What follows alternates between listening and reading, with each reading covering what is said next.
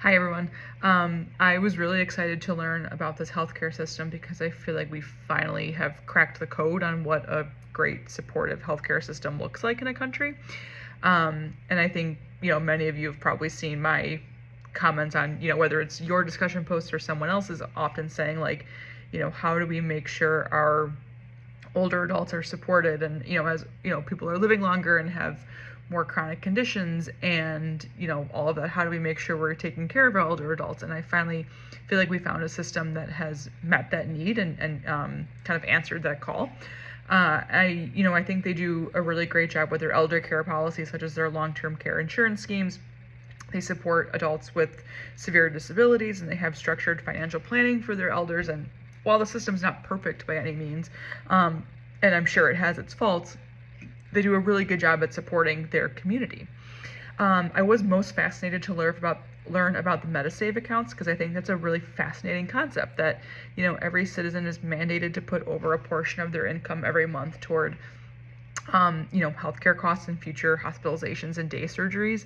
And as I also wrote about in my post, I would love to see that happen in the United States, but I think given our current political climate that we are nowhere near that even being a discussion.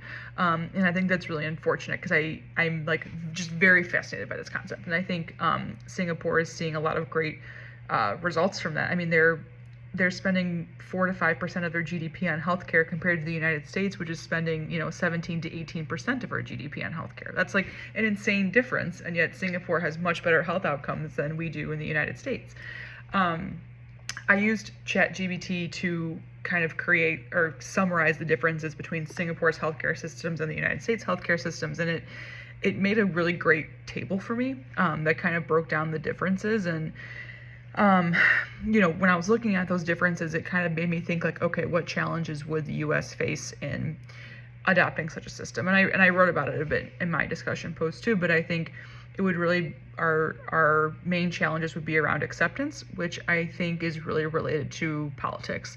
The United States has been kind of back and forth between more conservative sides and more liberal sides, and our differing opinions. And, there's a lot of thought around individualism versus solidarity in a community like Singapore has.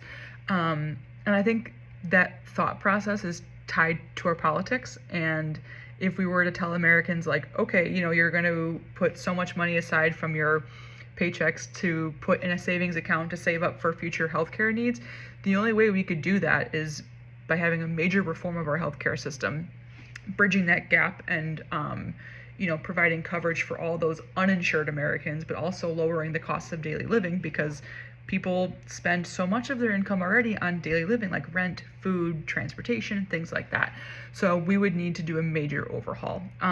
Overall, this was a great presentation, and I'm really glad that we were able to learn about Singapore and their healthcare system. So thank you.